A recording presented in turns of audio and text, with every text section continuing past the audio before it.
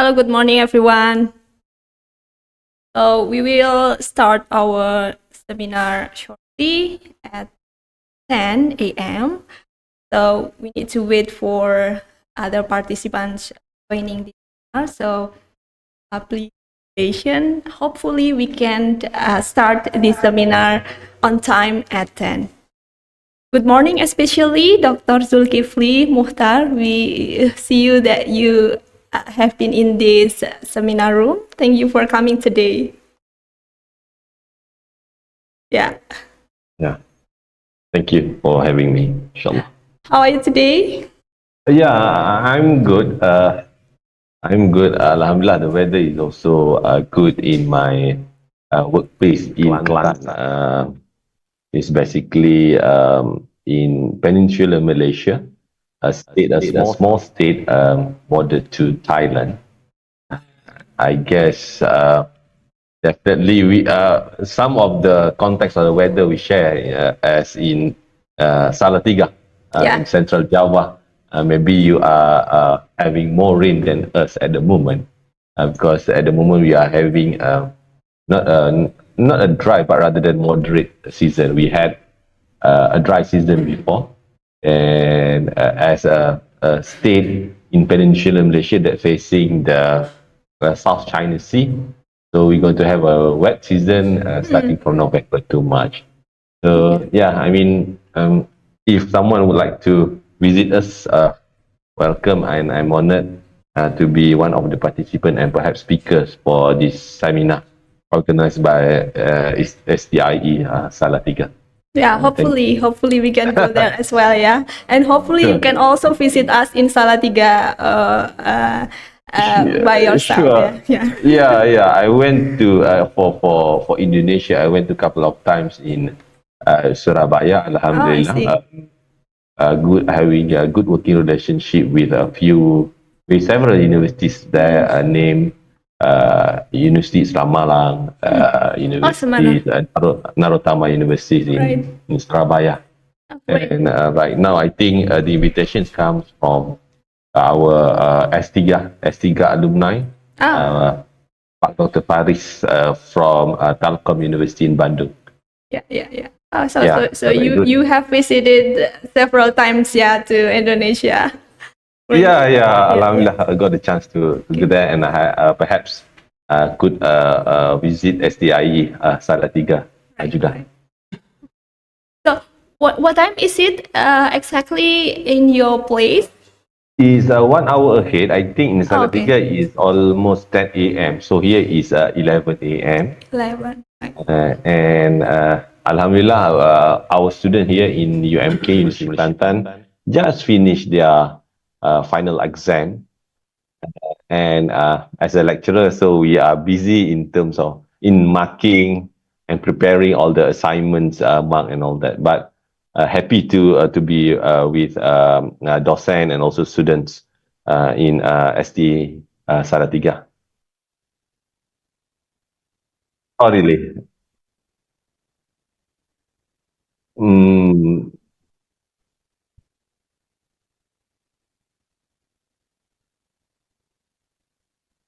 Right.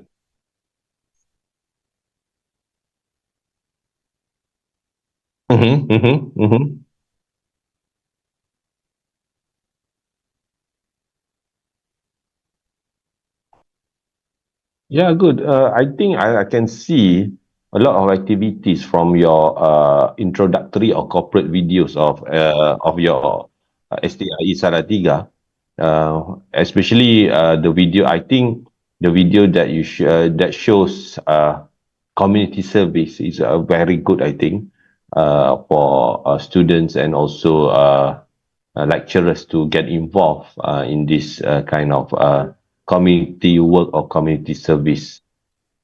So well done to Said Salatiga ahead. I think by watching the videos, I think this is a snapshot of your institution, and I think and I believe that it's more things if I could visit there and witness, and also you can show me, and we can share actually what we are doing here in UMK as well, because as for UMK, University Malaysia Kelantan, and the state of Kelantan is maybe they share the same context of Salatiga, where we are not far from the capital. I think you are in central Java, you are not far from Bandung and also Jakarta in the middle. So we are only 400 kilometers from capital city of Kuala Lumpur. But we need to be on our own, sustain on our own. And what more is due to the fact that our state is bordered to Thailand. So we do a lot of cross-border business transaction. And also we share the same way of life actually with the southern part of Thailand, where most of the Malays like myself and local people. Right. Well, all right, thank you. So we've got many enthusiasm from the participants. So we have more than 100 participants joining this seminar. So thank you for everyone who has joined in the forum. And Dr. Zulkifli, it is 10 a.m. already. So I think we can start while we are waiting for other participants. Okay, for other participants, can you please set your mic muted so that we can hear everything smoothly? Yeah, we will start shortly.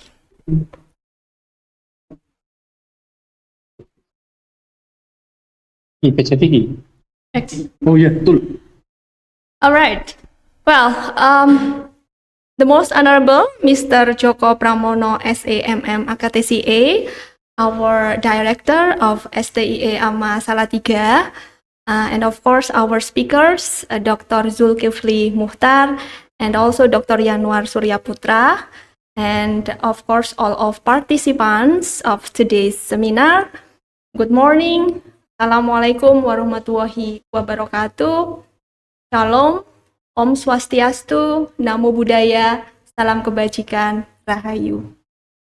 We are delighted to welcome all of you in this international seminar on building entrepreneurial intention among Gen Z today, July 23rd, 2024. I am Ambar Istiani. Allow me to read the schedule of today's seminar.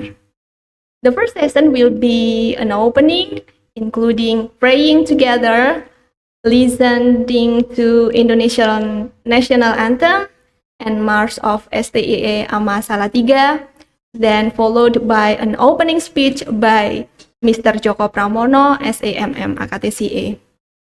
The second session and the main session of this event will be the seminar that will be delivered by Dr. Zulkifli first and then followed by Dr. Yanwar Suryaputra. The third session of this event will be the discussion where all of us can share our feedback and or ask questions to the speakers. And then the last session will be the closing. So in the closing, we will fill the present list and also taking some pictures. All right, so I'm not gonna take too much time. Let's start today's seminar. We hope that this seminar can run smoothly. So let's pray together. Let's pray.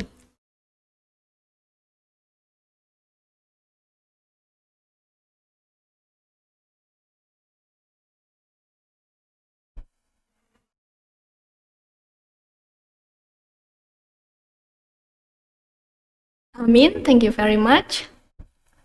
Now let's listen to Indonesia National Anthem, Indonesia Raya, and March of STIE AMA Salatiga.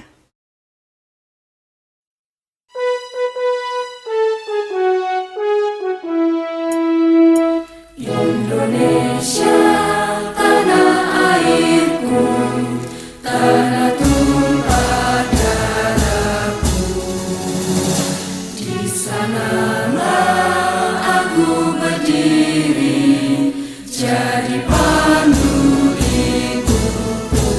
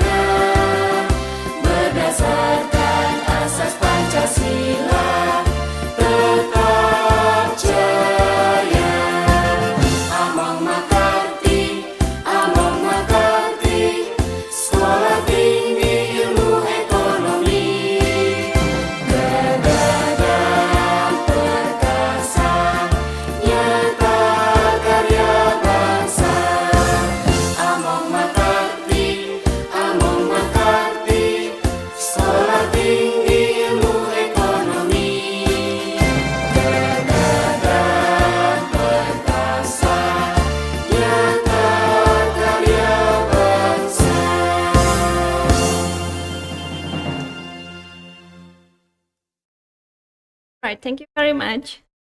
Now is the opening speech that will be delivered by the Director of STIE AMA Salatiga, Mr. Djoko Pramono, SAMM AKTCA.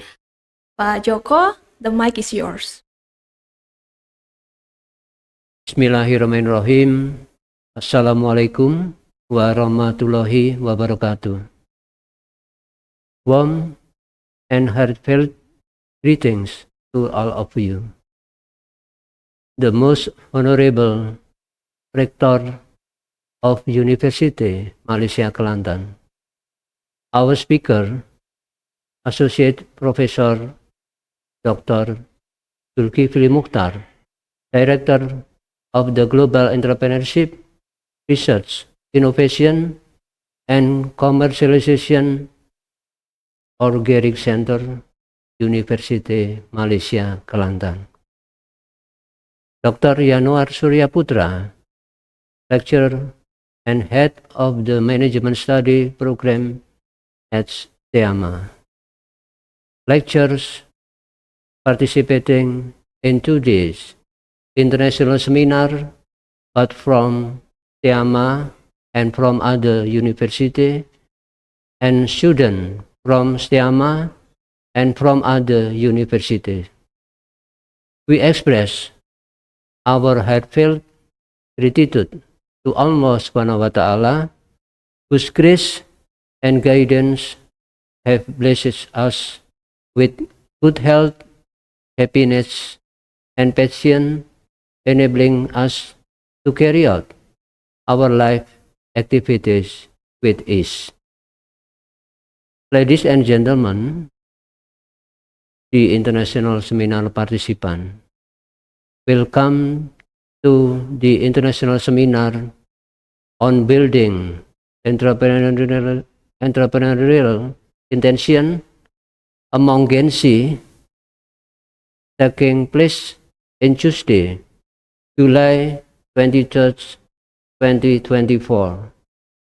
This event is part of a series of activities celebrating 40th anniversary of STIE AMA and marks the realization of the collaboration between STIE AMA and the University Malaysia Kelantan.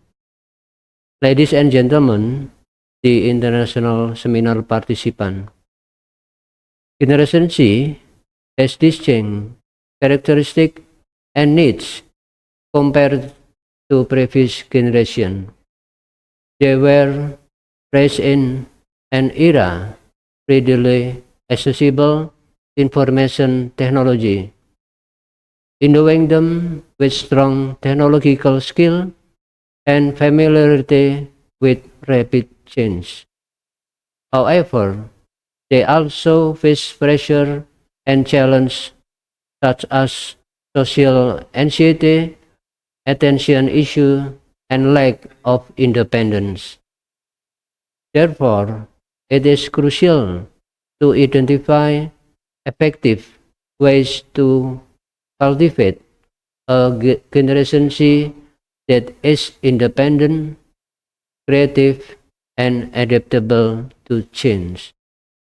One approach to instill an independent and resilient spirit in them is to introduce the values of entrepreneurship through entrepreneurship education or edupreneurship. Edupreneurship plays a vital role in the context of Generation Z. It can empower this demographic by providing them with opportunities to innovate, create, and take initiative. In an educational environment supported by edupreneurship, Generation Z can design and implement their own project, undergo meaningful learning experience, and develop skills and personality traits that are relevant for the future. In this way, edupreneurship can help Generation Z to become independent, creative, and prepared to face the challenge of an ever-evolving world.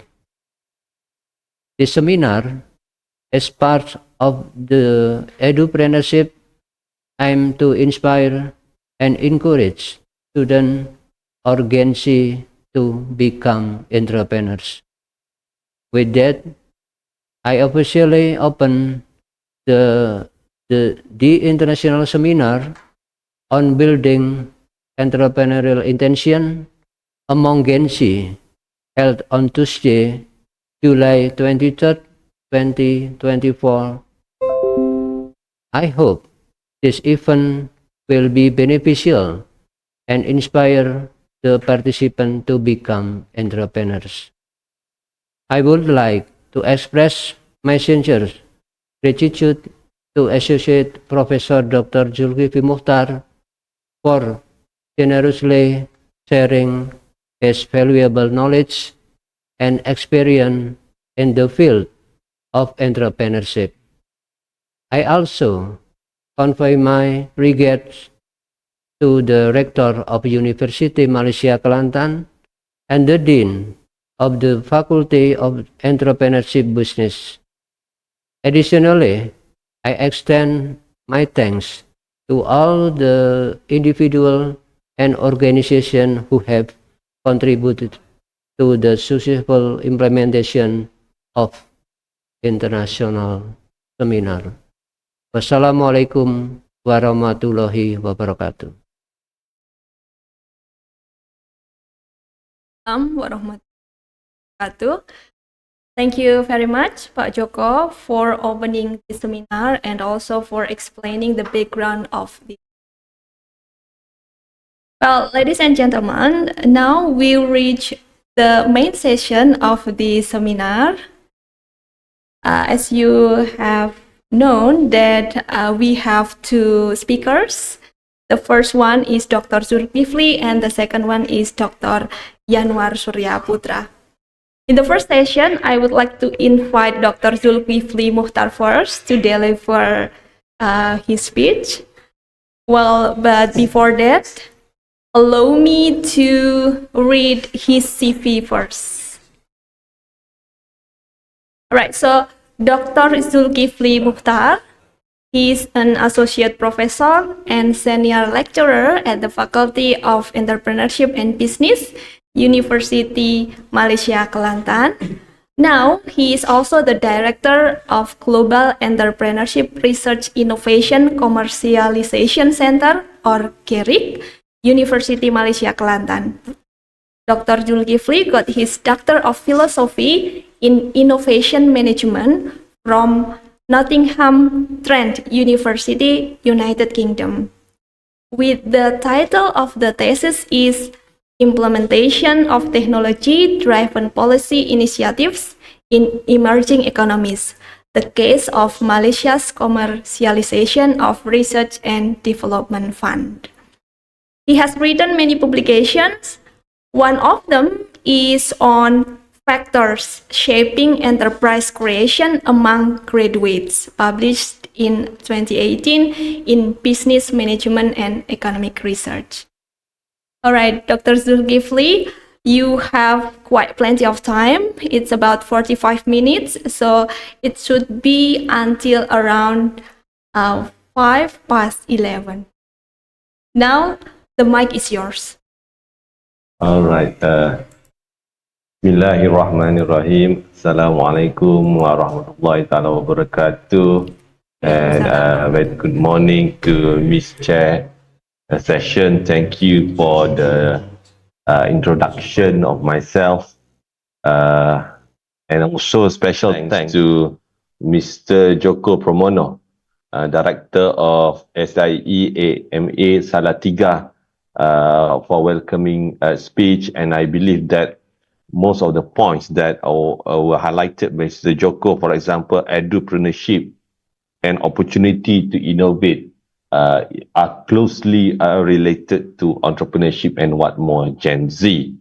First of all, allow me to introduce myself, and also special thanks to STIE AMA Salatiga for inviting me to deliver this speech.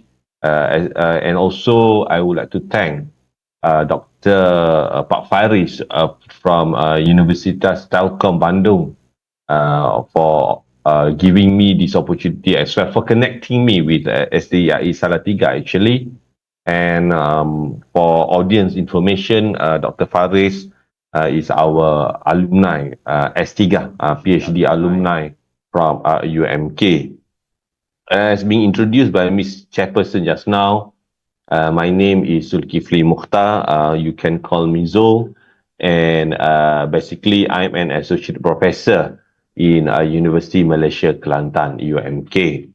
And I will deliver, inshallah, a talk regarding this topic, building entrepreneurial intention among Gen Z.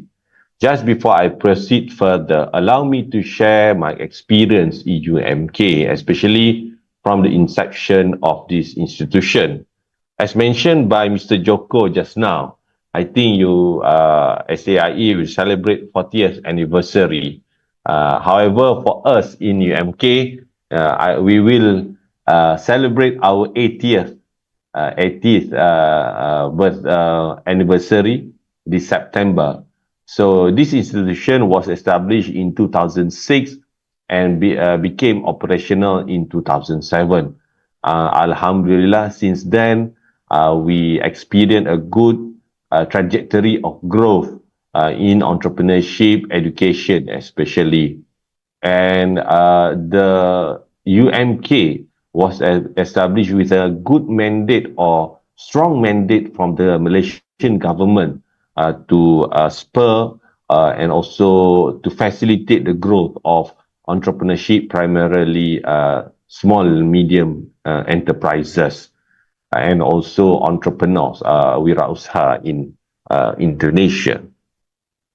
Now, ladies and gentlemen, lecturers and also students of STIE Salatiga and also audience, when we talk about this Gen Z, it's actually a specific, what we call it, group of people.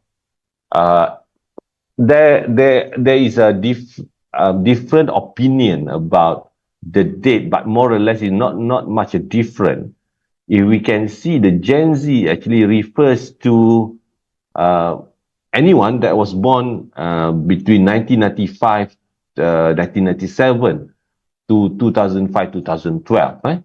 So I think most right now, I was not born in this year. I was born way earlier than that. And I guess the age of this group right now is around 30, mid-30s, late 30s years old. And I think they made what we call a generation that grew up in rapidly evolving digital landscape. So they have a unique characteristic and perspective about economic development, basically. So they are known as a very tech-savvy, they are very entrepreneurial. However, they value more flexibility and freedom. And also, this Gen Z, they are actually the articulation of technology. They are good due to the fact that they willing to explore more about what available in the world. So they don't see any limitation in their discovery. So this is a very unique characteristic of Gen Z, I think. So that will inform later on their choice to be an entrepreneur, and also start their own company. For example, here this is the fact. This is very interesting. As the younger generation in Indonesia, Gen Z comprises 66.77% of the level of your local labor force. So, like I said, it is more or less the age of this group is between 15 to 29 years, and it makes a very crucial demography.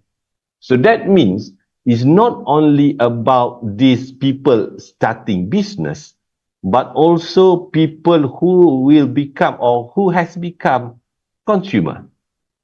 Okay? So here, the choice of products or services that will be consumed by the consumer at large is very dependent on Gen Z taste and preferences. Okay, that's why you can see if we Google or we try to look on the what we call the current trend of product or services, especially in Google Trend, you will see a lot of choices are made based on this 66.7% of the population. Okay, having said that, for entrepreneurs or for PMKS or for small medium enterprises, they are deemed to have entrepreneurial skills and intention. Why? I think because the accessible of information for them is not a problem. So that means this Gen Z, they can source information, especially via the internet or online, and will see anything that happening around the world could be taking place in the local context. What I mean here is Gen Z will see the potential of duplicating or replicating any sort of business that taking place elsewhere in the world.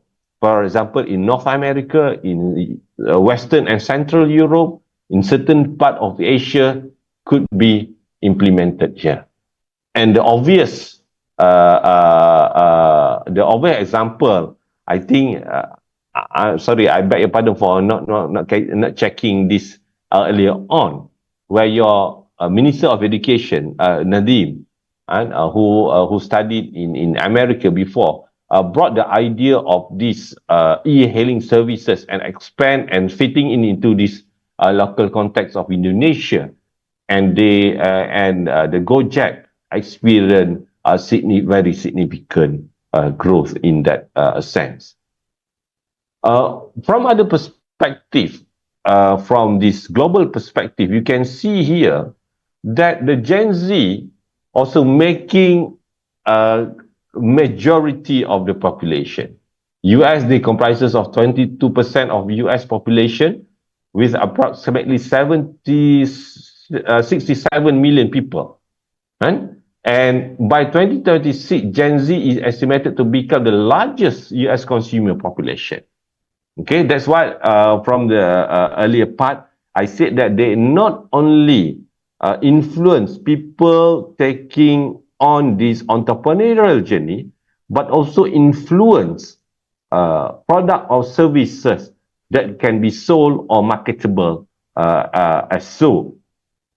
While in Africa, we can see 2019, a bit backward, I guess, is Gen Z encompasses 6 million people, about 10% of population, and there were roughly 40 million people from age of 15 to 24 years old in Nigeria, and accounting 20% of the population. I think it has grown since then. In South America, in Brazil, 2018, about 20% of them. And more importantly, here you can see that the spending power have reached about 35 billion in Brazil. Okay, so I think here if we study or we try to gain more information about Gen Z, then we'll see the potential of that. Not only Gen Z, but other generation also, when they are coming and replacing the current at the moment, generation right now, Gen Z, they will offer interesting and a certain demographic interest in that sense. Okay. Next, India. You can see India is home to the largest Gen Z in the world. Okay, India. In 2019, according to Bloomberg analysis, India Gen Z 16 to 24 population reached 472 million. Okay, China Gen Z age 19 to 23 represent 140 million people and was said to be 40% of the global Gen Z purchases. Okay, so this data is a bit not backward, but rather not updated, but I think it's more or less giving us a snapshot how big is this Gen Z. Meanwhile, in Europe, France, UK, and Germany, okay, in 2018, Gen Z aged 19 to 25 comprises of 5.1 million in 2019 and increased to 7.9 million.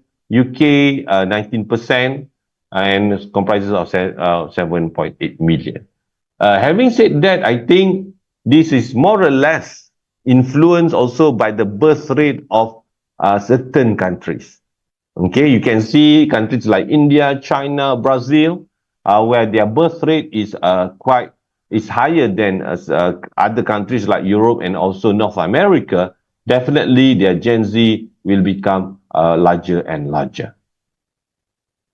Now, I would like to offer some perspective about this Gen Z, their unique characteristic. First, like I mentioned, they are digitally savvy. Okay, they are very hands-on with this ICT, with the mobile communication, with digital sharing and all that.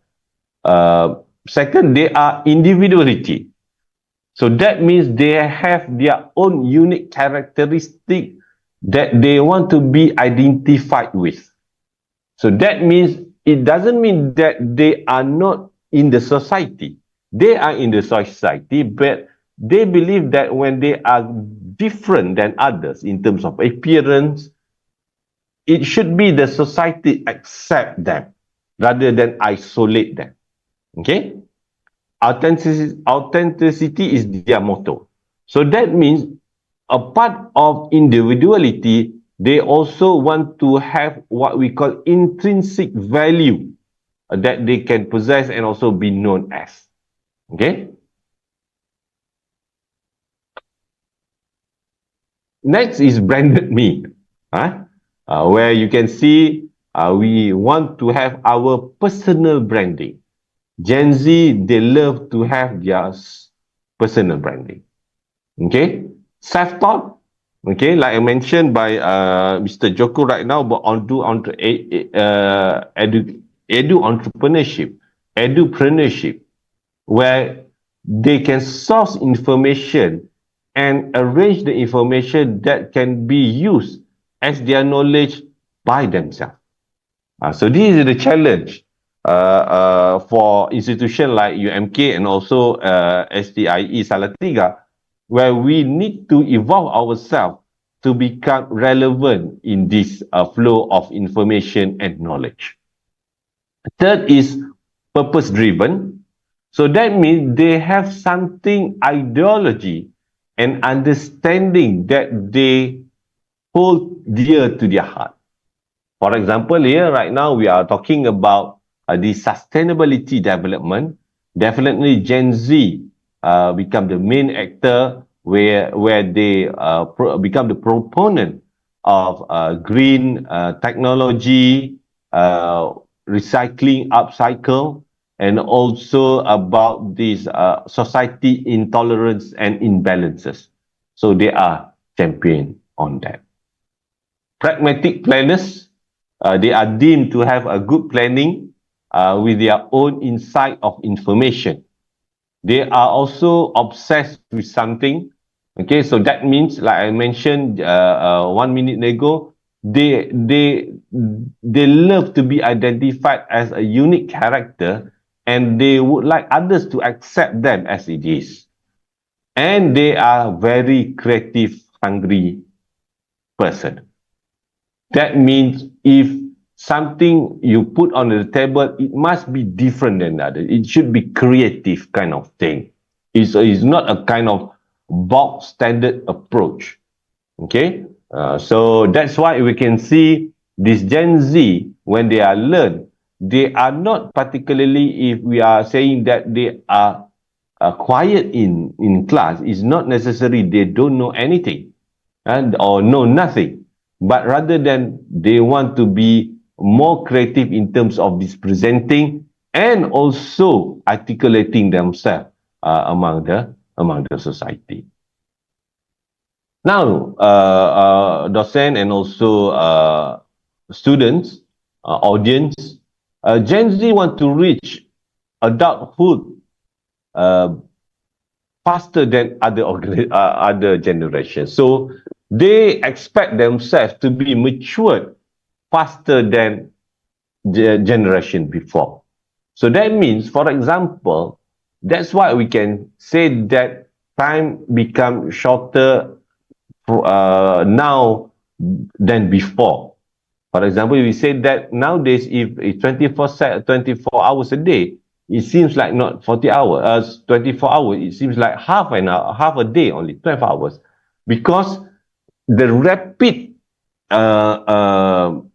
movement and also thinking of Gen Z, you can see they want things to be fast. Okay?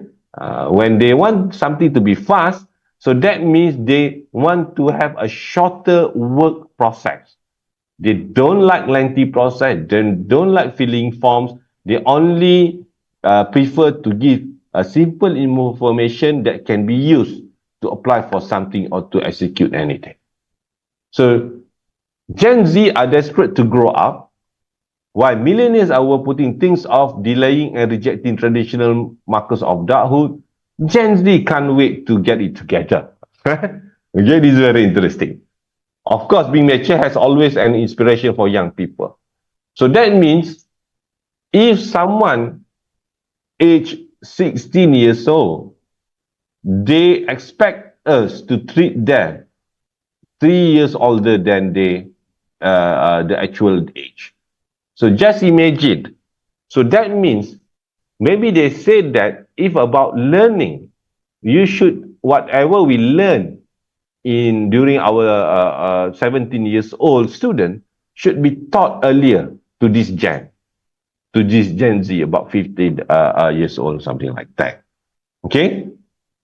Extremely self-reliant while they express skepticism to the state of the world and traditional institution. Okay? For example, nowadays, they can, you can see them very dependent on this digital form of organization, flexible working or nomad working life or something like that. So this is where you can see the changes of view of Gen Z to the world. Now, the key facts of Gen Z. I highlighted here about 6 of them. Maybe there are more. First, Gen Z wants to work with cutting-edge technology and is eager to share its knowledge. Okay, you can see technology must be close to them, and they say that sharing knowledge is not necessarily something you should keep it as a secret, so should be shared. So that's why you can see a lot of sharing happening nowadays in the social media, especially in TikTok. Number 2, great technology will entice Gen Z job candidates. So when they are starting business, they will look what is in that particular business involved or relate to technology. They don't like traditional form of selling and marketing, but they are more confident that if something digital involved. Number 3, Gen Z cares about data security, but it is unsure about how to address it. So they love to share, but they also aware about security of the data. So they are not lagging behind in terms of this data security. However, they don't know yet how to put this in a form of solid approach for data security. Okay. 4th, Gen Zers are confident about the tech skill but doesn't equate to workforce readiness. Okay. What it means here is, if the digital skill that they learn indirectly or in an informal approach they will see the importance of that in their daily life, but when they are employed, they are not, they don't see any strong connection between their digital skill and also work process. If that organization is what we call a traditional form of organization. I beg your pardon. Fifth, Gen Z wants more than just money for its work. So appreciation is about quote unquote dignity of their life become more important than money. Okay. Six, Gen Z eager for more human interaction. Though they are digitally savvy, they still want human interaction. But I can see the human interaction is not necessarily a physical interaction or close physical interaction, but rather is in the form of the digital interaction. That's why you can see a lot of product or services entices the psychology of Gen Z.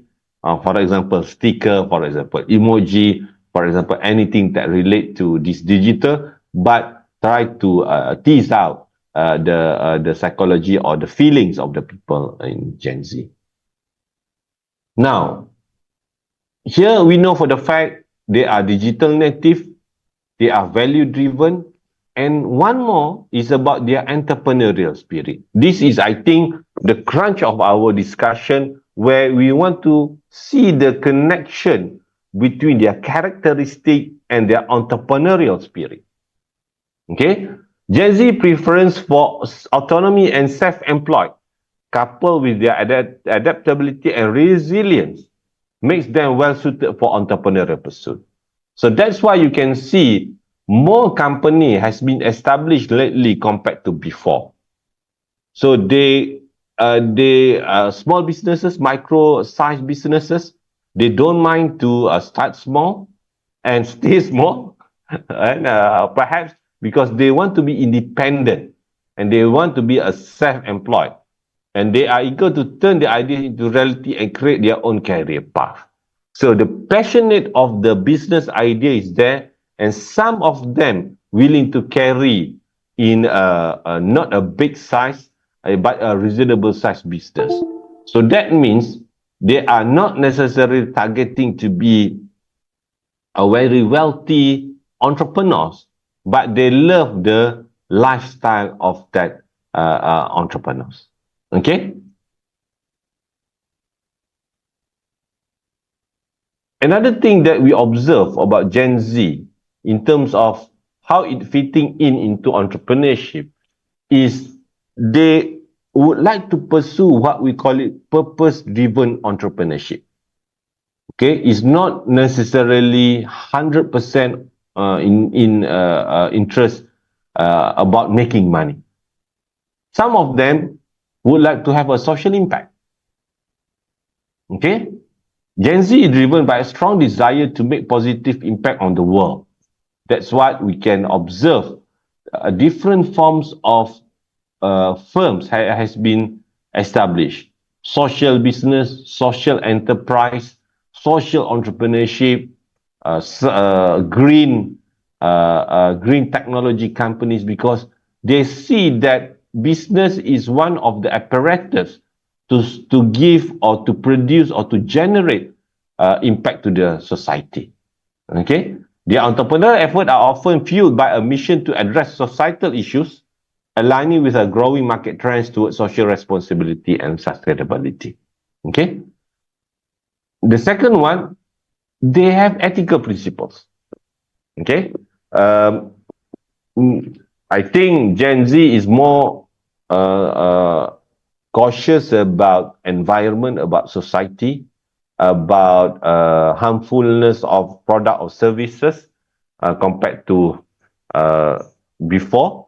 Okay, Gen Z entrepreneurs prioritize the ethical decision making and committed to building business that uphold their values because they are unique. They want to be self-branded. Okay, they are more likely to incorporate environmental issues and social consideration. Okay, so you can see and we can witness especially in a certain part of the world, in Africa.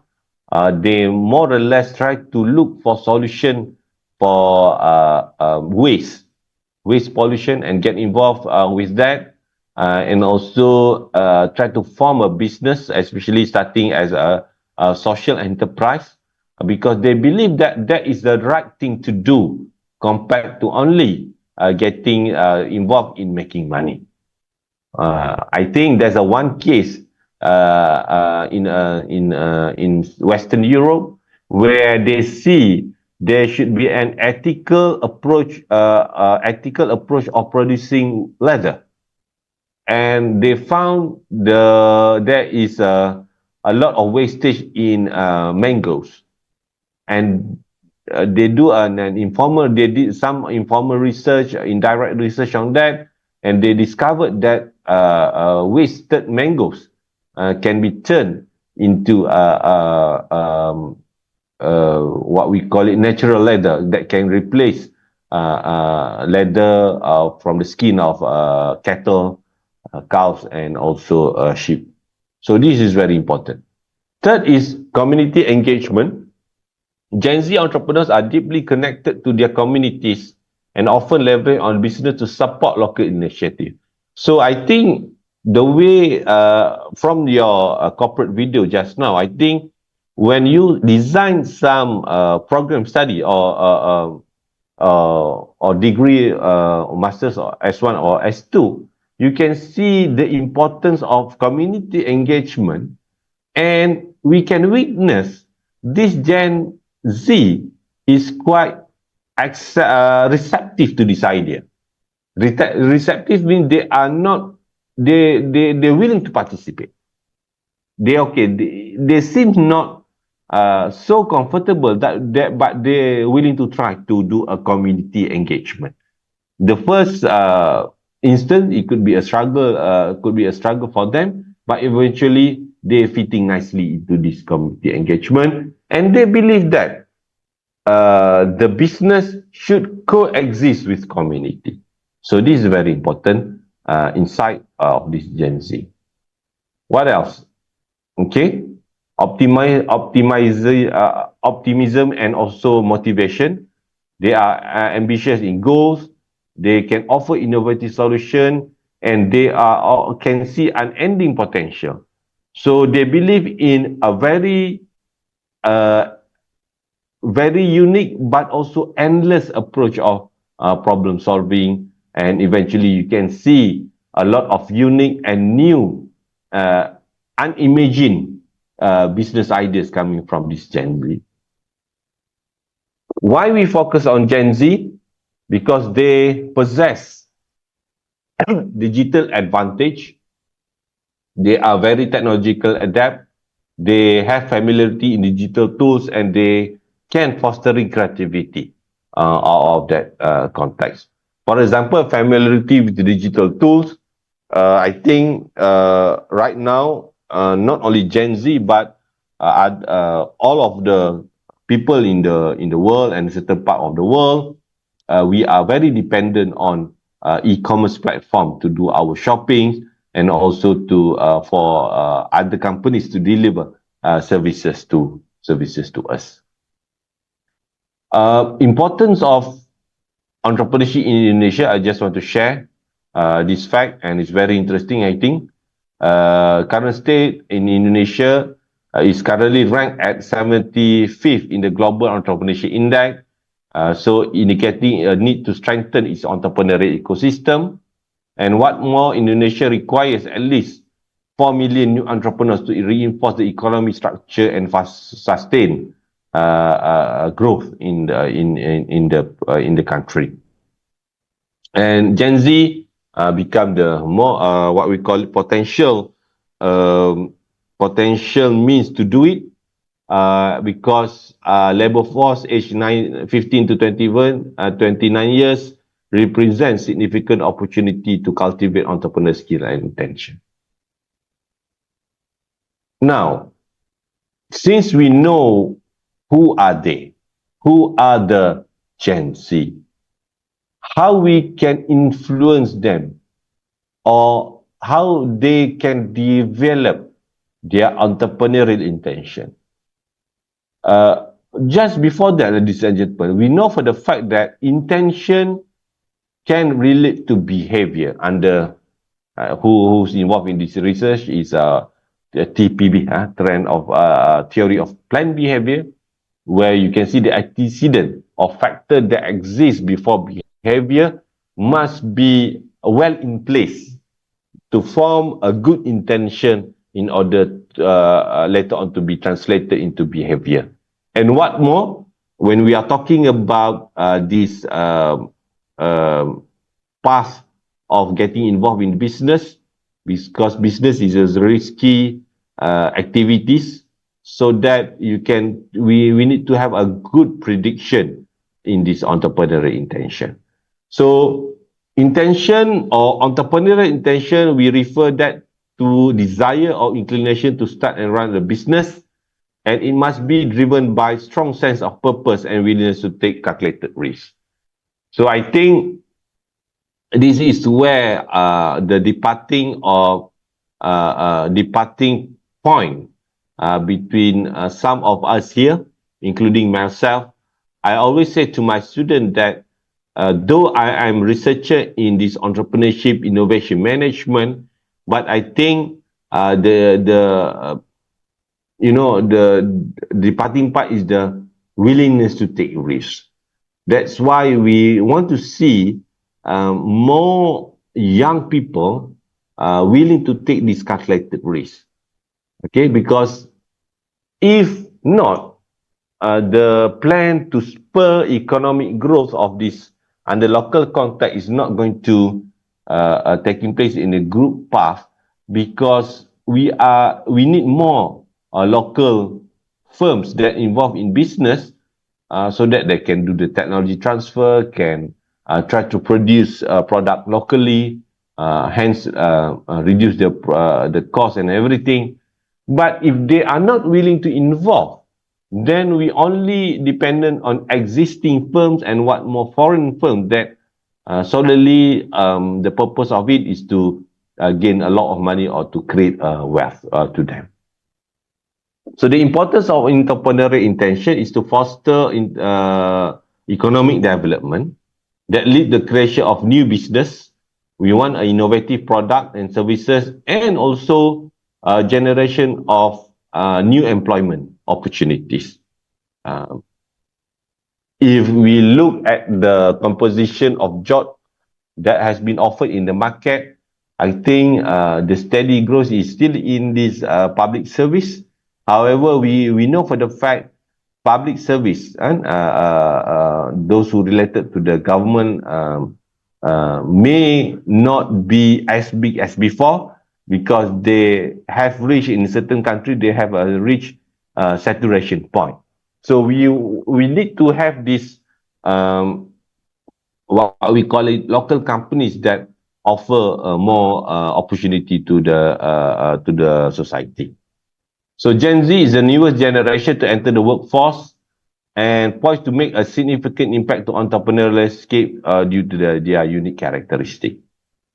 So factors that influence entrepreneurial intention among the Gen Z, personal traits, the first one.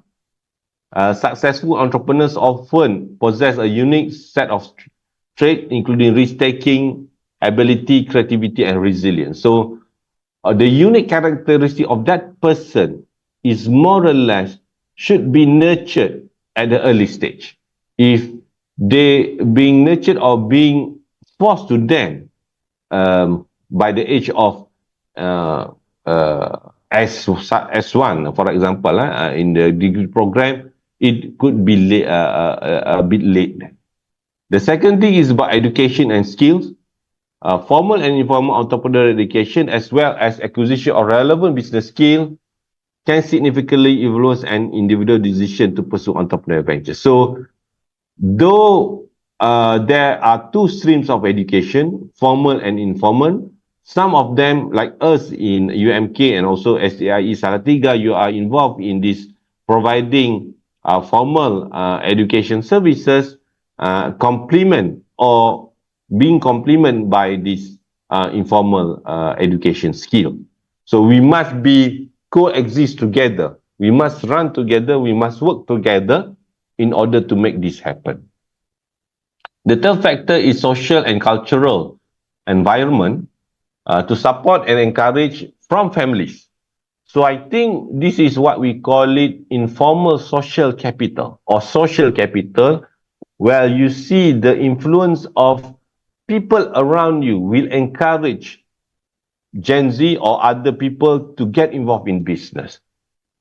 From my research, we realized that, especially in within women, the encouragement of the immediate family, of the husband, of other people around them, give the women extra booster to start and maintain their involvement in business. Okay, so the broader societal norm can either promote the hinder development of entrepreneurial intention. So the encouragement from the society and from the environment is very important for them to grow their intention to behavior. We have here attitude toward business, perception of entrepreneurship as a positive. Also, we influence their intention.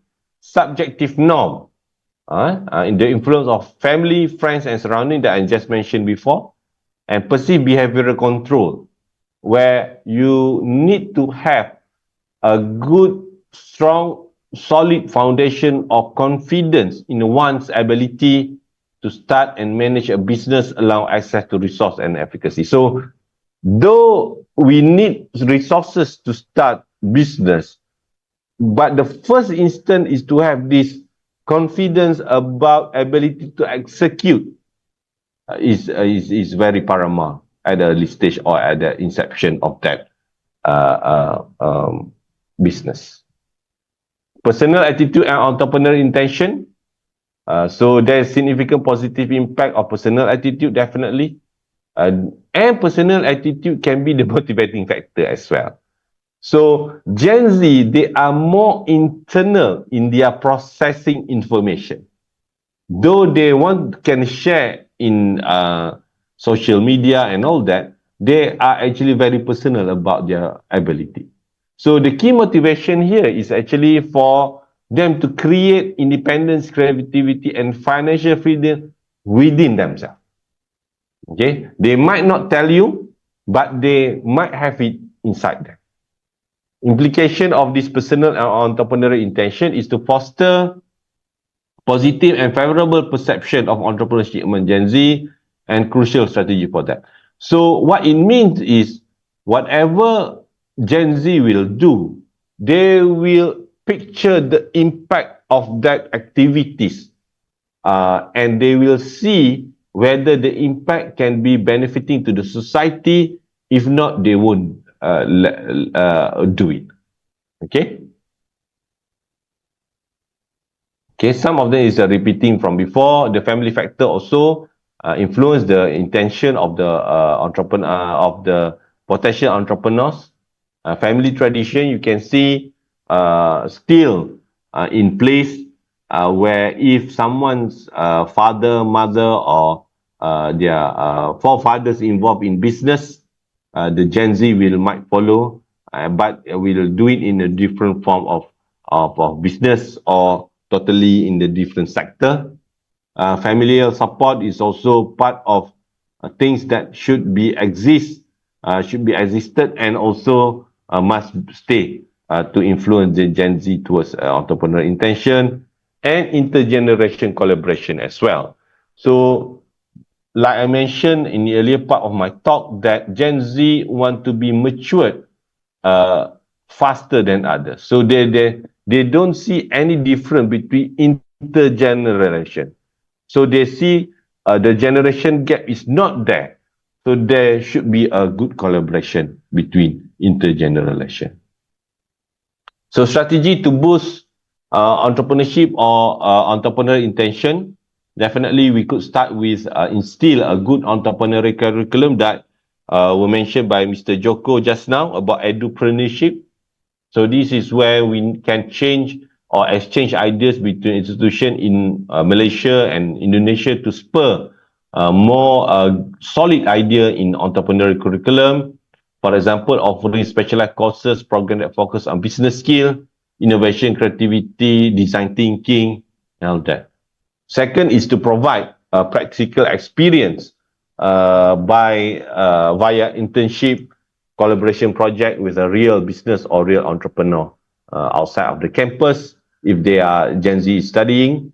Mentorship and support also must be there because they might they might have the strong risk propensity, but they tend to make mistake. Okay, as a young entrepreneur, as a new librid entrepreneur, they need this kind of mentorship and support to coach them. The fourth one is entrepreneurial ecosystem, developing a vibrant entrepreneurial ecosystem within educational incubators and also regulators and the government need to be exist. So this is another soft strategy that we can cultivate entrepreneurial mindset. So that means in this curriculum, we need to have a creative and innovation courses. We need to have a critical thinking and decision making. So why I put decision making? Because every day is about making decision in the entrepreneur's life. So if they don't make decision or they delay in making decision, that means they might lose the opportunity like that, and they become stressed. Like Jeff Bezos once mentioned, stress become not from the hard work, but rather than not taking action to something that you can have control over. So they become the stress. Confident and resilient as well, emphasizing on the importance of learning of failures and building a growth mindset. So we have analogy of growth and fixed mindset, and perhaps the growth mindset is the way forward for this one. I think leveraging a strategy is repeating from, and what more here, I can see the importance of networking and collaboration and all that. Online learning also part of it. Right now, I think institutions like us and also STIE also embark on this MOOC, massive open online courses for them to get training and also latest information, updated information.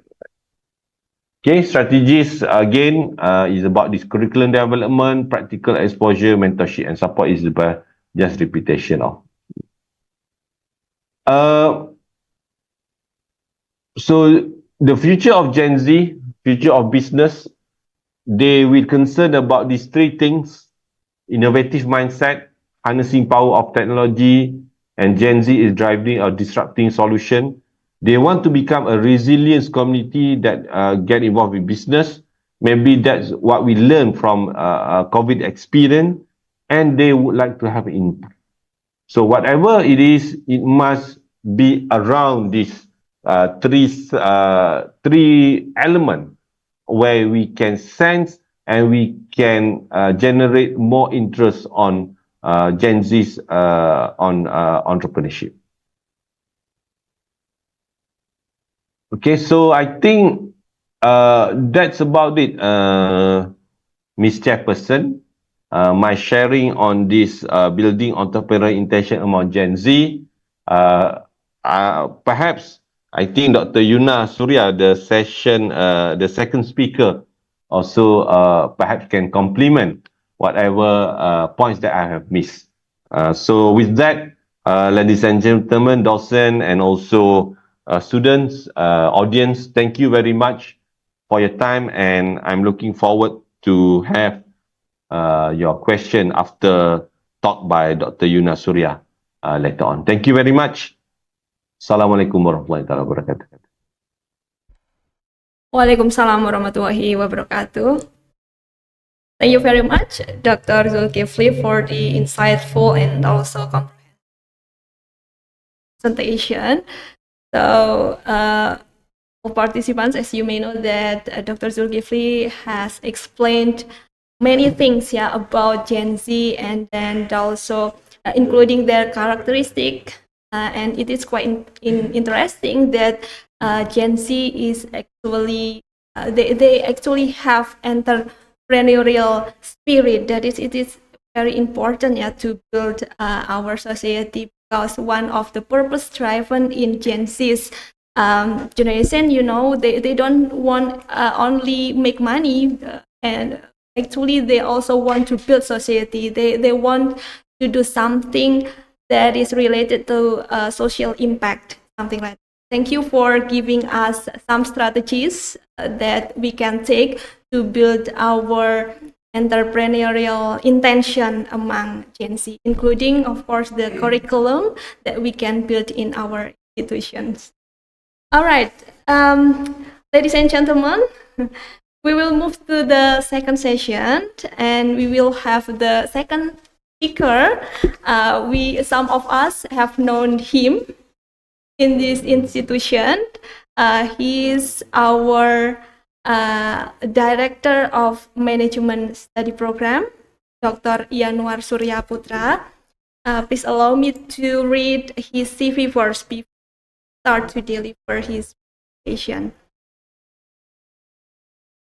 Well, yeah, Dr. Yanuar Surya Putra is an assistant professor at STIE AMA Salatiga. He's also the director of management study program at this institute. Dr. Yanuar got his doctoral degree in management from Universitas Kristen Satyawacana Salatiga with his thesis entitled Innovative Work Behavior Model for Private University Lecturers in Central Java using a generational diversity approach. He has done and written many publications, including an article entitled Individual Agility and Intergenerational Learning on Innovative Work Behavior, the Role of Age Diversity, Climate, and Intergenerational. All right, Dr. Yanuar Surya Putra, the mic is yours.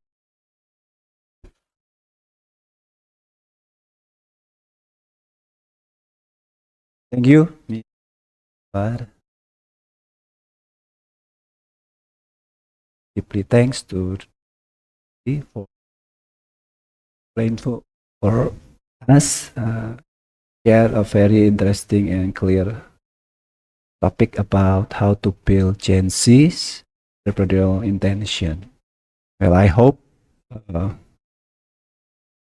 can share about the same topic and complete and give a beneficial input about this topic.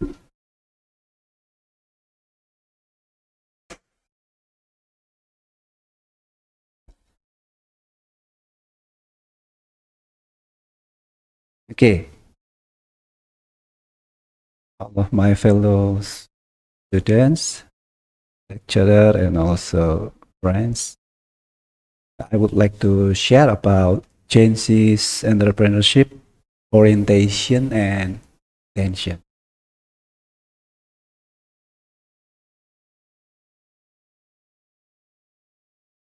When we are talk about entrepreneurship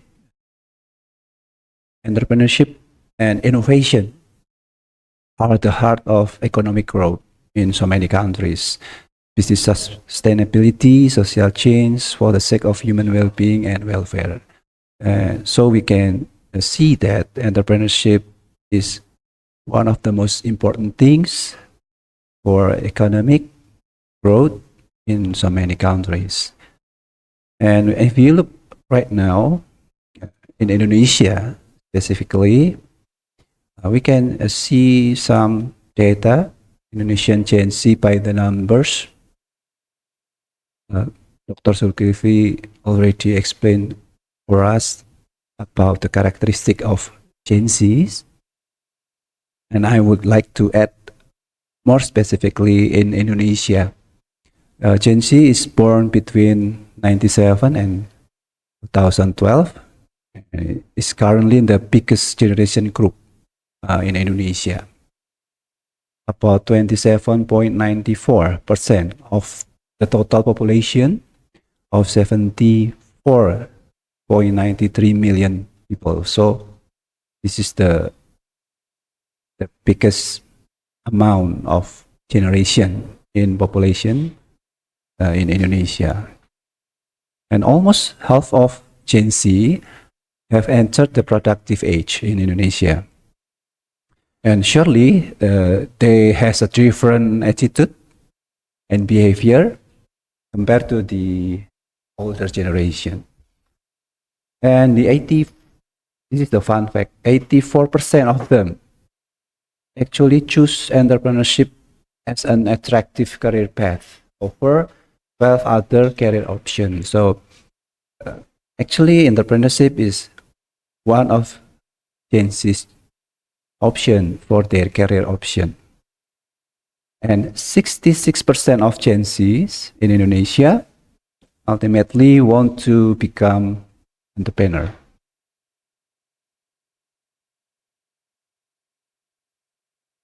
And this is the Indonesian Gen Z key trends. Some of you maybe relate with these trends because some of the point of these trends is we can see every day viral in TikTok or in our social media. The digital world is the real world for Gen Z. They cannot live without social media. All of their activities always related with social media. And we can see all of their daily activities or activities in the school or their home with their friends. You can see their stories and everything they post in the social media. So for Gen Z, digital world is the real world for them. And the second key trend is stop blaming, start helping. Gen Z needs help in terms of self-determination and well-being. So we all already know that there are some negative stereotypes about Gen Z. Actually, Gen Z has a lot of positive characteristics, but the problem is the negative stereotypes is more lebih dikenal begitu, lebih diingat oleh banyak orang, padahal banyak karakteristik yang positif. So we have to change our stereotype about Gen Z because actually they still need our help for develop their self and improving their well-being. And the key trend number 3 is inequality, mental health, and social justice are Gen Z's top concern. And then followed by impact of technology to the diverse scarce job opportunities. So we have one term that very popular among Gen Z. We call it healing, gitu. Jadi almost in every time we heard that Gen Z is need healing. That's because they are facing with mental health problems such as anxiety, fear of missing out, and stress dealing with their studies or job. And then the other trends, Gen Z are, this is the relate with the financial problem with the Gen Z in Indonesia. Gen Z are earning less than 2.5 million rupiah per month, and they living little to insurance, education, and self-development, as well as entertainment. So the financial situation become a constraint for Gen Z. They only earn less than 2.5 million rupiah per month. And then the lifestyle, the prevalence of online shopping is undoubtedly changing. For Gen Z, online shopping is one of their biggest hobbies, I think, or lifestyle, because they can find everything or buy everything through online marketplace. And then with all of the burden and struggles in the life of Indonesian Gen Z, it is expected that they consider travel as means to escape their daily life and heal themselves. That is the several key trends about Gen Z in Indonesia. And now we are going to see, meanwhile, the main reasons for motivation to become an entrepreneur for Gen Z are following by this presentation. Number one is dealing with interest or passion is 40%.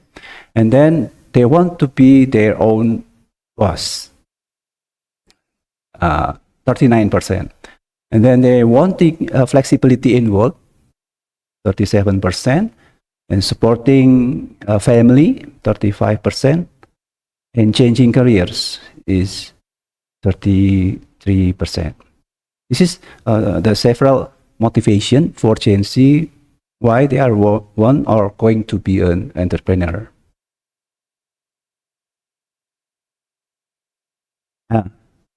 Before we are talking about creating or building intention for Gen Z, we should know several things about individual entrepreneurship orientation. So Gen Z need to know their orientation before they can have their intention to become an entrepreneur. So entrepreneurial orientation actually is a key concept when an executive in a business is crafting strategies in the hopes of doing something new and exploiting opportunities that other organizations cannot exploit. So entrepreneurial orientation actually talking about organization. And then those concepts is adopted, become more individual, so we call it individual entrepreneurship orientation. It's the intention of aspiring entrepreneurs as an individual to start a business. So we have to have clear orientation why we want to become an entrepreneur, and then we can build our intention to become an entrepreneur. So individual entrepreneurship orientation is one of the important things that can build an intention, especially for Gen Z. Gen Z individuals who exhibit higher levels of individual entrepreneurship orientation are more likely to have a strong entrepreneurial intention. So we have to understand this dimension of individual entrepreneurship orientation, so we can help in developing strategies to foster entrepreneurship among Gen Z. Okay. The first dimension of individual entrepreneurship orientation is innovativeness.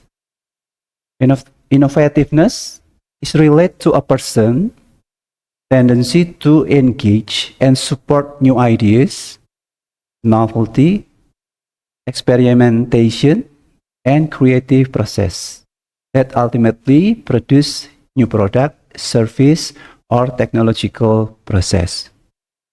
The tendency to constantly think of new ways of doing things encourage individuals to become pioneers in entrepreneurship especially in establishing business, both purely business and social. So the first orientation is innovativeness. How we can help Gen Z to build their innovativeness is one of the important things that can create an intention for them to build their business or to become entrepreneur. The second dimension is risk-taking. Risk-taking is associated with a high spirit or experimentation or venturing into the unknown.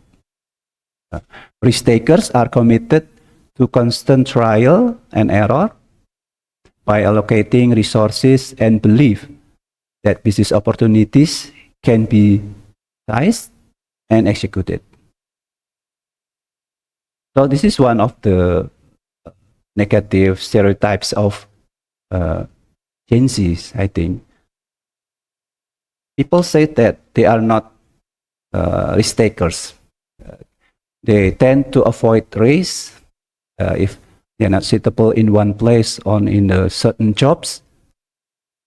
Gen Z will directly move to other jobs or to other company or corporation. So I think teach them how to become a risk taker is one of important points that can help them to build entrepreneurial intention, to develop their intention to become an entrepreneur. And the third is passion. Passion is a set of intensely positive feelings about something a person is interested in experiencing. By possessing a passion, one can continue to energize him or herself to start a business and be enthusiastic. In preparing everything, they are needed. And any problem that may arise in the entrepreneurial process will be easily conquered by people who have entrepreneurial passion. Okay, and the next dimension is perseverance. Perseverance is a set of steadfast ongoing quests to achieve goals despite dealing with many challenges. A person who perseveres usually has a high energy level in facing each problem and trying to solve it. And people who have this character tend to not give up easily, and they will fight for everything, including in establishing and developing a business.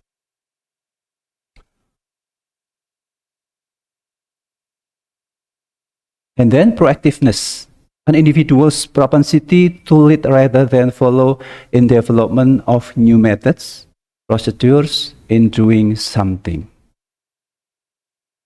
In other words, proactiveness is acting in anticipation of future problems, needs, and changes, and is a crucial feature of proactive person. So, I think Gen Z have this characteristic. Yeah, usually they are proactive for dealing with so many problems. And someone who tends to act proactively or anticipatively is suitable to become an entrepreneur, or at least has an intention to become entrepreneurship. There is the several dimension about individual orientation, entrepreneurship orientation, and the relation with the Gen Z's innovative or intention to become an entrepreneur. We can see in this slide. So, innovativeness.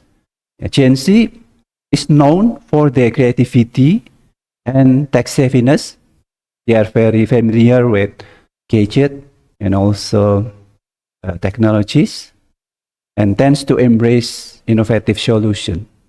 So individuals with high orientation in entrepreneurship are likely to have a strong entrepreneurial intention as they seek to create a new product or service. And then Gen Z values proactive behavior and the ability to anticipate future needs. Those with a proactive orientation are more inclined to pursue entrepreneurial ventures as they are motivated to capitalize on emerging opportunities. While Gen Z shows a cautious approach toward risk, those with a higher entrepreneurial orientation in risk-taking may still have a greater entrepreneurial intention. They are more willing to undertake the uncertainties associated with starting a business. And then if we are talking about passion, Gen Z individuals with a competitive drive are motivated to outperform others. This competitive nature can lead a higher intention to start their own business and to achieve personal success and recognition.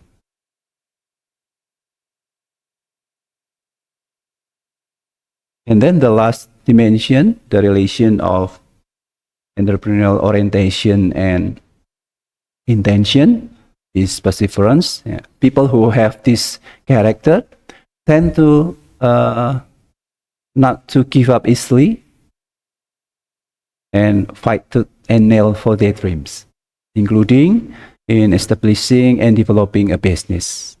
Those who value perseverance are more likely to pursue entrepreneurship as it provides the freedom to make their own decision and follow their passion.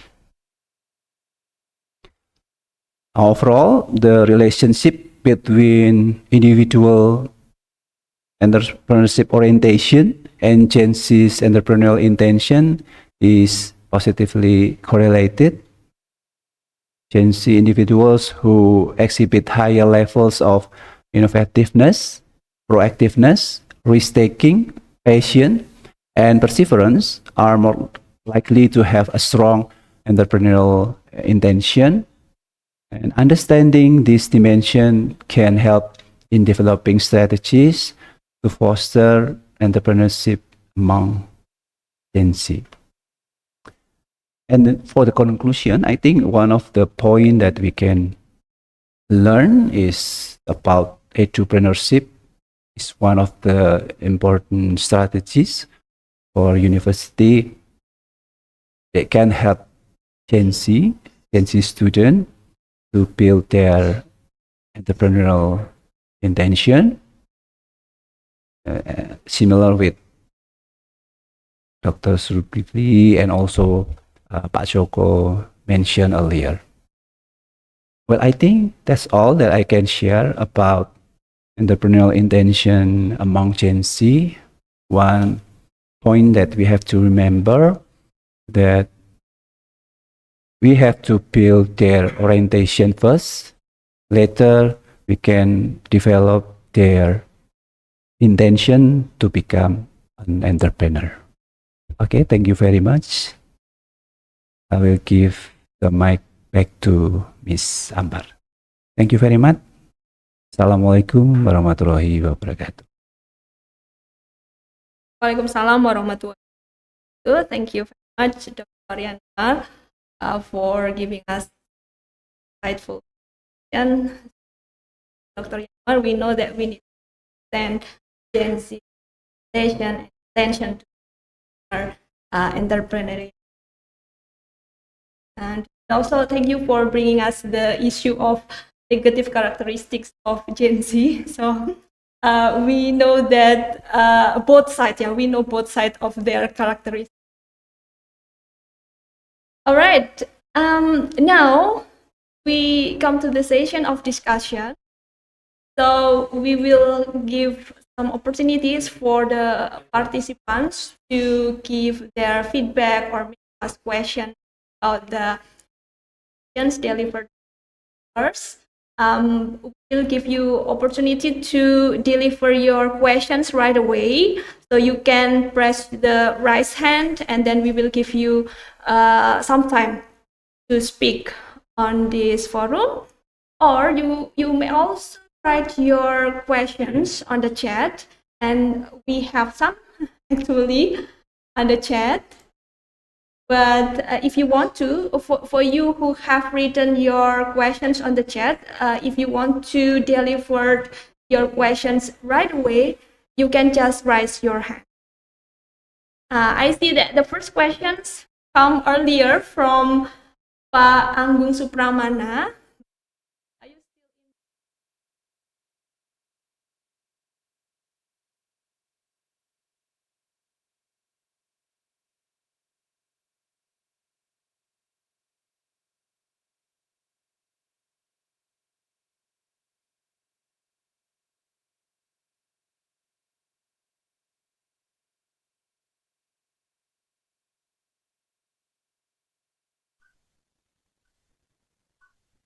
Hello. Yeah. Thank you. I want to ask a question to Mr. Zulkifli, as I have written in the chat. Mr. Zulkifli, we want to know the situation and progress of the young entrepreneurs, especially Gen Z in Malaysia, and how the government and your country deal with them. How does your government and country motivate and also empower the young entrepreneurs, and how does the country motivate them? And the last question is, are the young entrepreneurs in Malaysia also involved in the government process? I think that's all. And thank you very much, Mr. Zulkifli Mokhtar. Okay, back to the moderator. Thank you.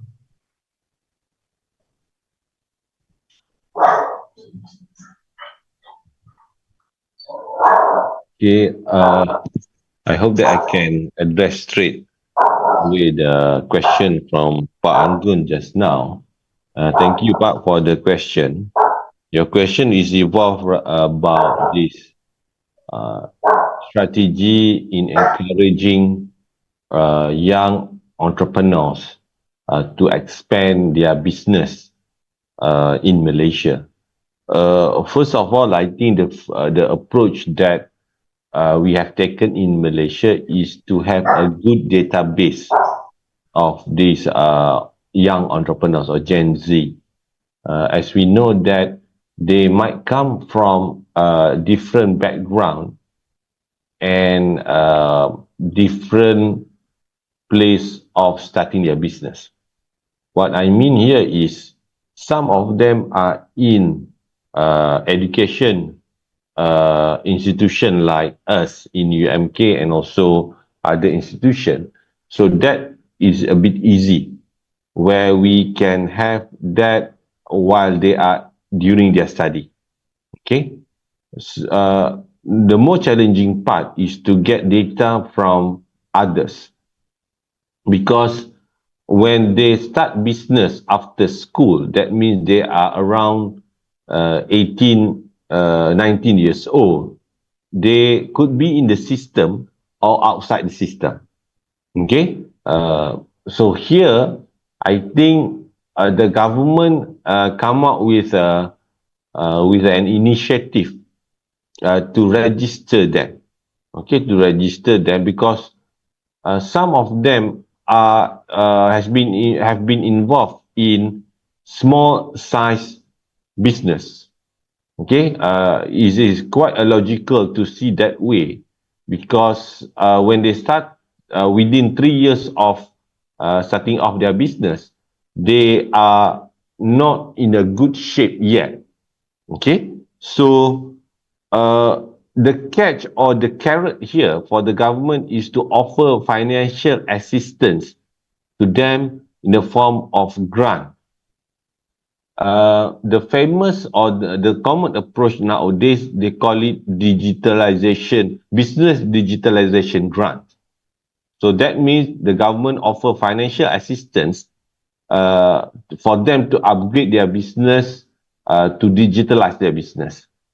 So from here, because grant is somehow quote unquote is a free money, right? So people who doesn't like free things, eh? What more entrepreneurs, young one, they will grab this opportunity and they will register themselves so that we can get a good data on that.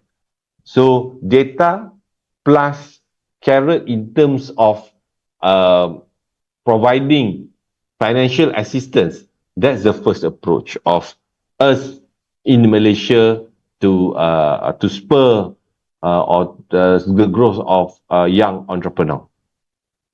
The second thing is about this opportunity to expand or explore new market for them. In Malaysia, we do have several government agencies and private sectors that are responsible in promoting export-oriented activities. For example, we have Malaysian Trade Mission or MATRADE. They will scout medium size and maybe small size as well, for them to bring the entrepreneurs to overseas missions. I think they are quite they organize quite regular to neighboring countries like Indonesia, Thailand, and Indochina's countries like Laos and Myanmar. So export-oriented promotion is part of government initiative to bring young people to the business. The main reason because the young people need to see the market potential of other countries. We acknowledge the fact that in Malaysia we only have about 30 million. We have only 30 million population compared to your country, Indonesia, about 240 million. Is a very multiple effect of that. So do trade mission to China, because we want to see and we want to encourage people to get connected to international market. Okay, so that's how I see how government try to feed young people into this business. And the third approach is about certification.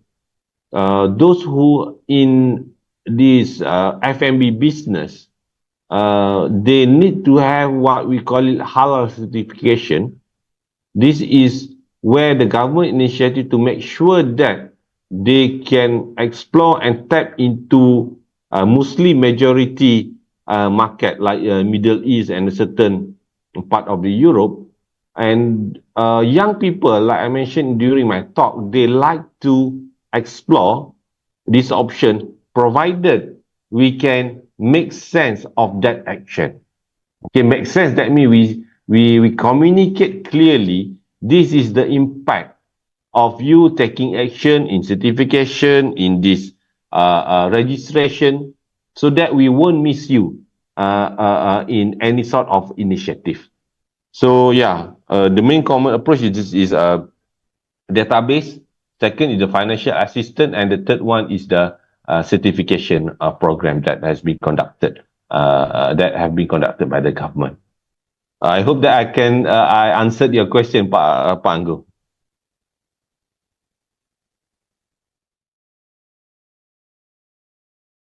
Okay. Well, thank you very much for the answer, Pak Anggung. I hope that you have been satisfied for the answer. And I think what Dr. Zulkifli explained, this can be an inspiration, yeah, for our government as well, because as long as I know, we have the same strategies and also the same programs, but probably it's not specific to a generation. So maybe if we more focus with this, for example, Generation Z, we can help them a lot to build their entrepreneurial intention. All right. Okay, well, the next questions. We have 3 more questions on the chat. Maybe I will just read the questions and then the speakers then answer. The second question from Rina. She said, for both speakers, are there metrics or indicators do Gen Z use to measure the success of their entrepreneurial effort? About measurement. Okay, and then the second one is from Rian Saputra. Was asking how to build an effective personal brand for young entrepreneurs, Generation Z. Okay, maybe personal branding, yeah, for them. And then the third question, Dr. Zulkifli mentioned that Gen Z wants more than just money for its work. Yeah. Can you please explain how Gen Z entrepreneurs define and achieve a work-life balance? Okay, so I think the 2 questions for both speakers, and then the last one specifically for Dr. Zulkifli. All right, can we start from Dr. Yanuar first? Yeah.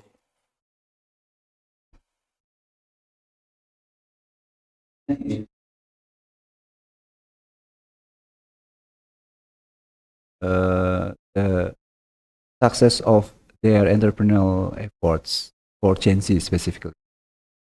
Well, I think there are several methods that we can use to measure entrepreneurial activities. We can use self-assessment tools, can use behavioral observation, can list our strength, weakness, can develop a strategies to reduce our weakness and to boost our strength.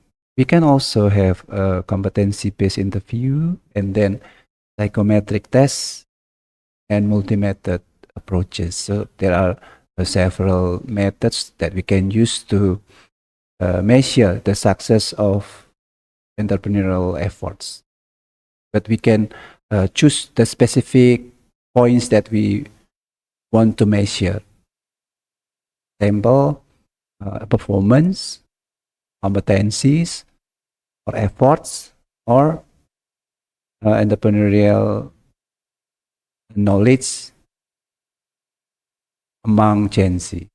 So I think that is my answer. So we can use several methods. Thank you.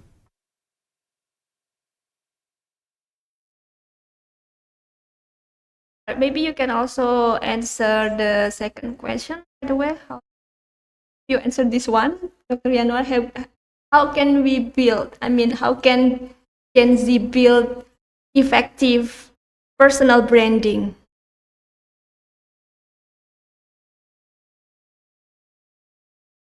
Yeah. Well, I think for the young entrepreneurs, especially from Gen Z, one of the most effective ways to build your brand is through social media or through digital marketing. You can create your own brand, YouTube, TikTok, Instagram. I think it's an effective tools to build your brand. Then you can create positive content or sharing knowledge about your product or your activities. So your followers or the watchers of your channel, you can get a lot of information from you. Your brains will be getting know broader and bigger. So I think that is my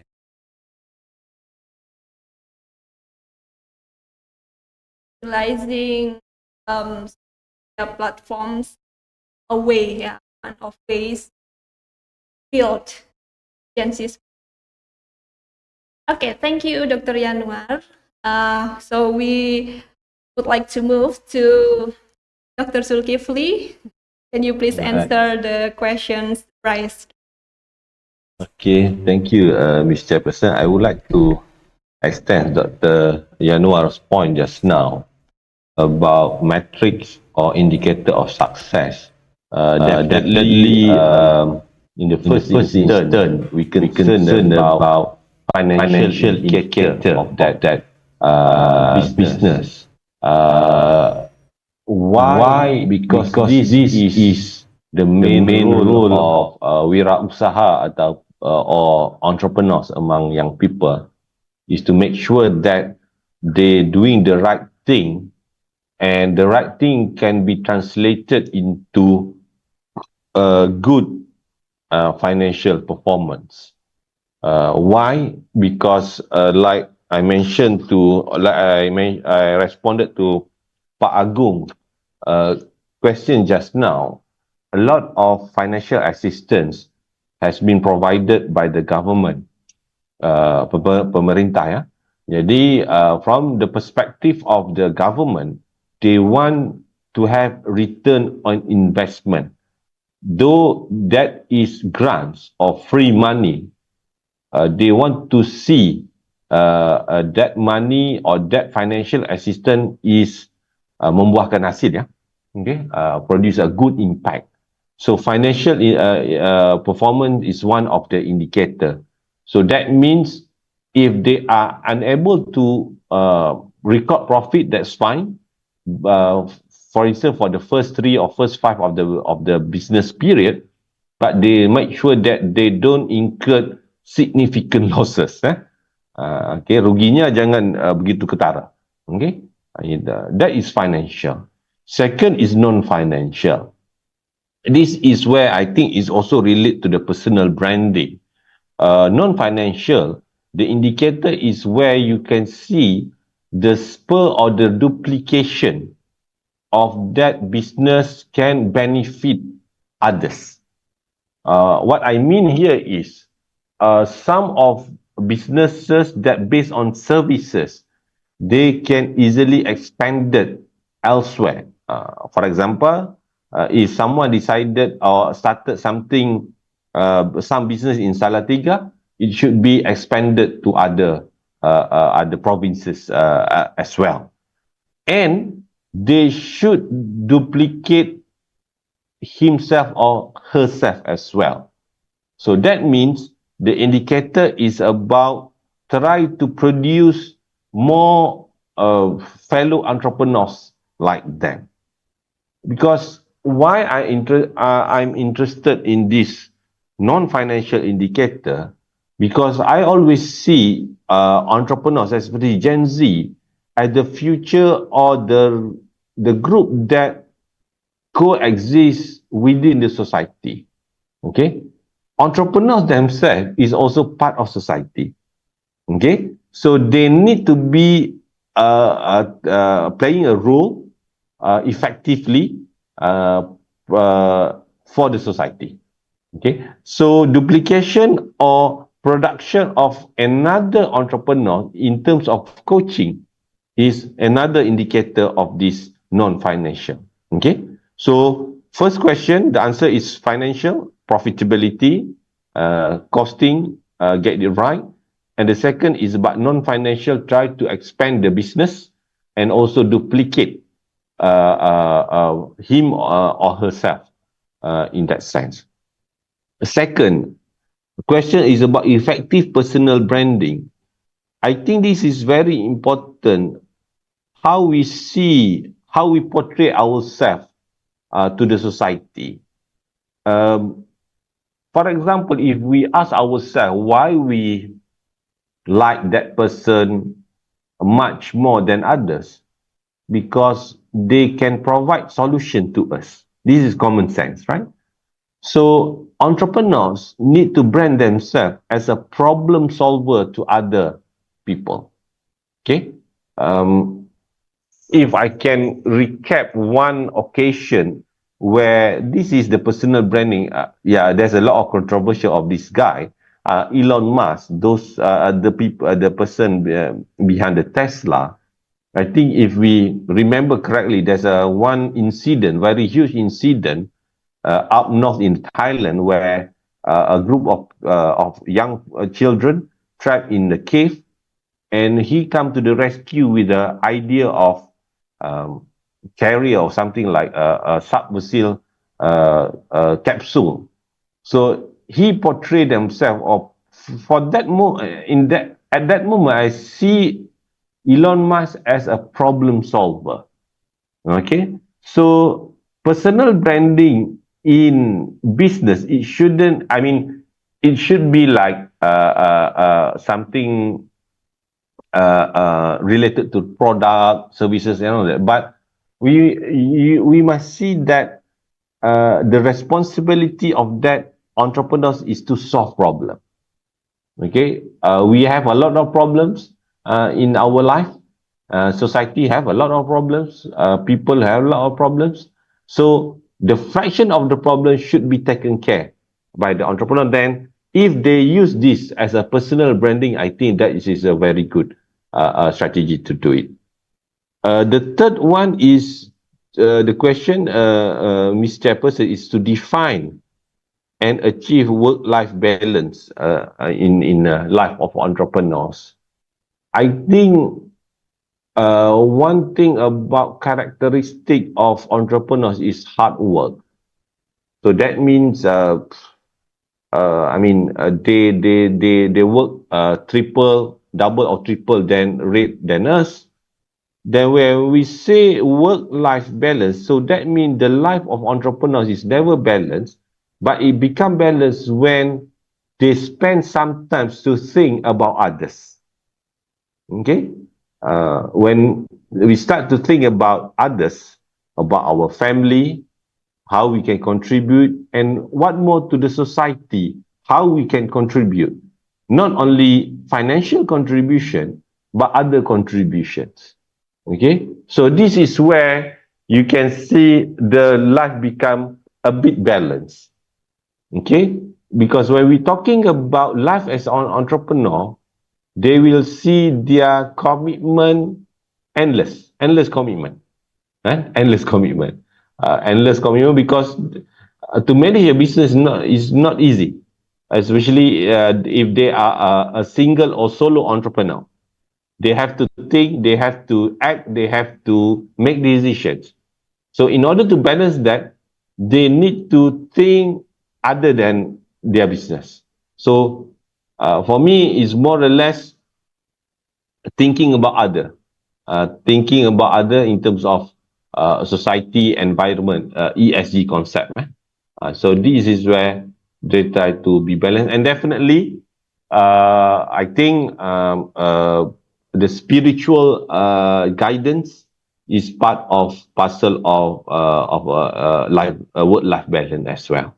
So it depends on religions, of one's religion.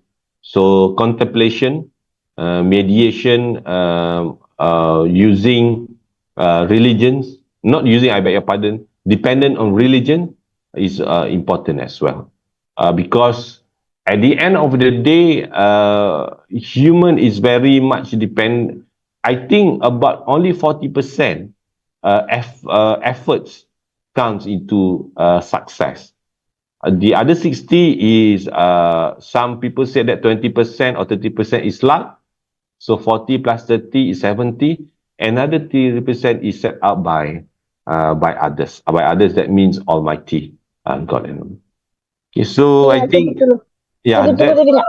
that's my response to the three questions. I hope that I address them accordingly. Thank you, Ms. Chairperson, Chair Session. All right. Thank you very much, Dr. Zulkifli, for your insightful answers from the question.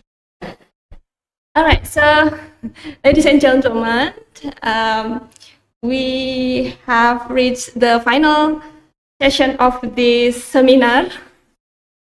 So, from the seminar, we learned a lot that we need to know the characteristics of Gen Z to build their intention of entrepreneurship, which quite distinct from other generations. And then when we want to see the indicators of the success of Gen Z efforts in building their entrepreneurial spirit, we can see it from the financial and also non-financial perspectives. And then to build this entrepreneurship intention, it's not only the role of Gen Z themselves, to build their personal branding and efforts, but all sectors must also take roles, including the educational sector, like us, the government with their specific policies, just like Dr. Zulkifli mentioned, and then perhaps also private sectors, which can give the opportunity, for example, for Gen Z, by giving them some experiences to work with them first, for example. All right. Once again, thank you very much for the speakers, Dr. Zulkifli and also Dr. Yanuar. For Dr. Zulkifli, please send our kind regards to your colleagues in University Malaysia Kelantan. Hopefully we can have more collaboration in the near future. Well, thanks also for all participants for joining this seminar. Hopefully we can hold another seminar for all of you.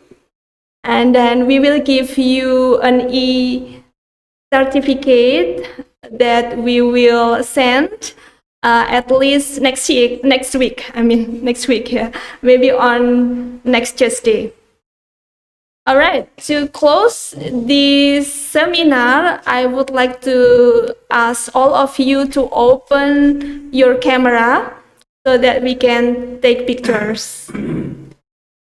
Because we have some slides here, so we need to be patient sometimes, and I will count so that our colleague can take our pictures. Don't forget to fill the present list that have been shared in the chat room. All right, so we are waiting all of you to open your cameras.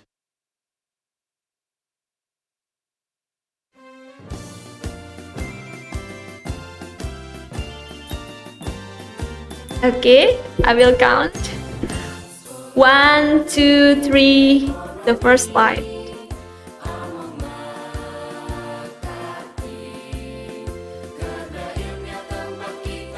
Okay, now next, the second slide. 1, 2, 3.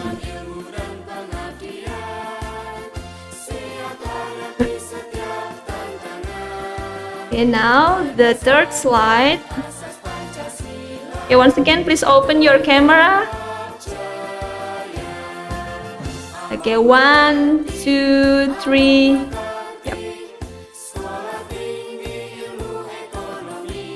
I think this is the last one. 1, 2, 3.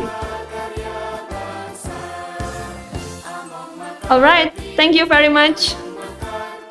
Well, I'll see you again maybe in the near future in other seminars. Thank you very much. Bye-bye, Dr. Zulkifli, Dr. Yanuar, Thank you very and much. everyone. Take care, Bye-bye. everyone. Bye.